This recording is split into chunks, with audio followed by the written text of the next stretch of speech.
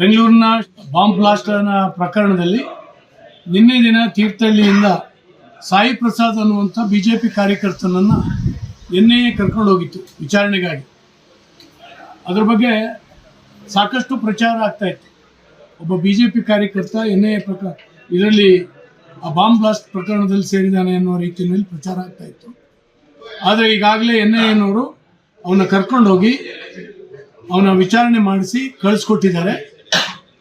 ಒಬ್ಬ ಮತಿನ್ ಅನ್ನುವಂಥ ಕ್ರಿಮಿ ಅವನ ಮೊಬೈಲ್ ಅಂಗಡಿಯಲ್ಲಿ ಸಿಮ್ ಖರೀದಿ ಮಾಡಿದಾಗ ಕೊಟ್ಟಂಥ ವಿಳಾಸವನ್ನು ಉಪಯೋಗಿಸಿ ಒಂದು ಫೇಸ್ಬುಕ್ ಫೇಕ್ ಐಡಿಯನ್ನು ಕ್ರಿಯೇಟ್ ಮಾಡಿಕೊಂಡು ಮಾಡಿದ್ದ. ಅದರಲ್ಲಿ ವಿಚಾರಣೆಗೆ ಕರೆದಿದ್ರು.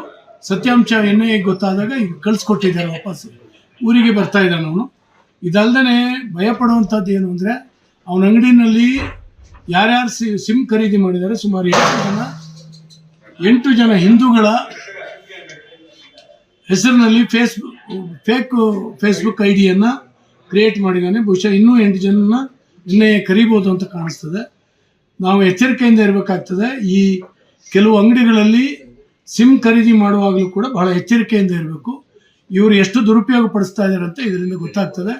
ಯಾವ ಬಿಜೆಪಿ ಕಾರ್ಯಕರ್ತನೂ ಈ ರೀತಿಯ ರಾಷ್ಟ್ರ ವಿರೋಧಿ ಕೃತ್ಯದಲ್ಲಿ ಖಂಡಿತ ಭಾಗಿಯಾಗಲಾರ.